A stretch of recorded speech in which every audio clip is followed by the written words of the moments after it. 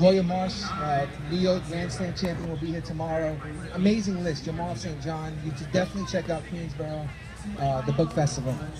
So I'll do one more piece. I don't know if you guys even heard me. I was behind the tent, like doing my own open mic, screaming at the top of my lungs until they came over and was like, listen, you're too loud.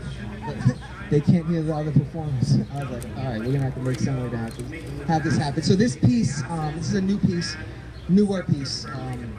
It's about forgiveness, and anyone that tells you they've mastered forgiveness is definitely someone that you should no longer associate with. Because forgiveness is a continuous, daily battle. It's not a possession. You can seem to have it all figured out one day, and the next morning, that hatred for the person can return just as quick. So this is my forgiveness plan. I do have books. We all have products, CDs, books, but I do have my first book and my recently released book, Forever Is Not Enough, in the back. If you want to talk, mingle, tell me about yourself, favorite color, horoscope. I thought if I threw stones at beehives, I could adequately judge which sting recovers faster. The forgiveness, I cast it out, baiting sharks with fish. These creatures chew on flesh, jawlines made of rock and regret. You feasted on the marrow of my bones, and still, on the brink of paralysis and coma, someplace between seesaws in the sand and holding your hand not too grip that you felt closed in, and not too free that you wanted to swim in places where the shore wasn't visible. I wanted to talk to you in tree houses, with soup cans and secret-coded phrases built of hurricane branches and neighbors' wooden fences tied with the strands of your hair. But you are not Goldilocks, and heights had a way of making my heart rate blast off like rockets. Maybe that's why we became accustomed to countdowns or throwing wishes at shooting stars when our skyline was barely inches off the ground. Pressing sticky notes with fingers, raised them to the roof like heaven was a rave and I an uninvited nerd. So I asked God, if I got on my knees, would my prayers not have enough arc? Just be slingshots at the clouds, or would these apologies be grenades hidden behind my teeth? So even when I smile, they'll be ready to detonate its abuse. I want to be sorry for all the 3-day beers that made rashes on your upper lip. The ones that never stopped you from kissing. Maybe God made our bodies in metaphors, and while we are investigating in Bibles and sonnets, he's been biting fingernail down to cuticle, saying it's as simple as this. We consume foods we love to eat.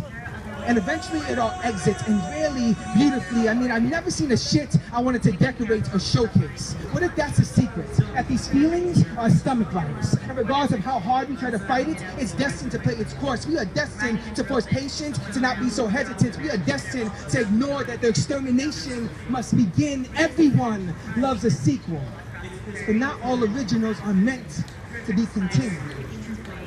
I want to apologize for all the razor blades I didn't throw away. There were days that the bandages felt like corsets, tightened with wrenches, and the only way I could breathe was to cut my cheek shaving. It said a dog can always remember his owner's scent. I was hoping my blood had canine tendencies, since memories have a way of embellishing in each direction. As a young boy, I would collect sporting cards of my father.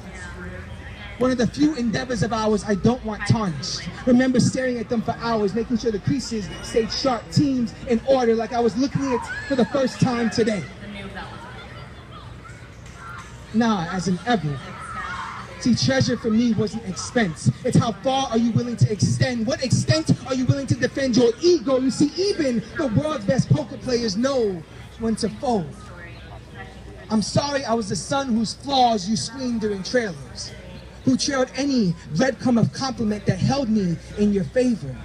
See, my strength meant your savior, and my weakness meant I'm failure. Accepted awards you were not nominated for. As a young boy, I knocked on too many doors, slept on too many beds when I had trouble learning to make them. We are born not walking, and we die barely standing, and somewhere in between we do some limping, some crawling, some jumping, some running. It said forgiveness is what you give to others. But forgiveness is what you allow yourself when others are not brave enough to admit it. It's revealing your jugular to a pride of lions and having no fear. And truthfully, there were times I wish you were there. And truthfully, there were times I wish I wasn't so damn scared. But then I look at the man I've become, and I admire the boy that I had to leave behind. If the bite doesn't kill you, forgive and watch it become tamed. Thank you so much. I'm Frankie Sorto, Hidden Legacy.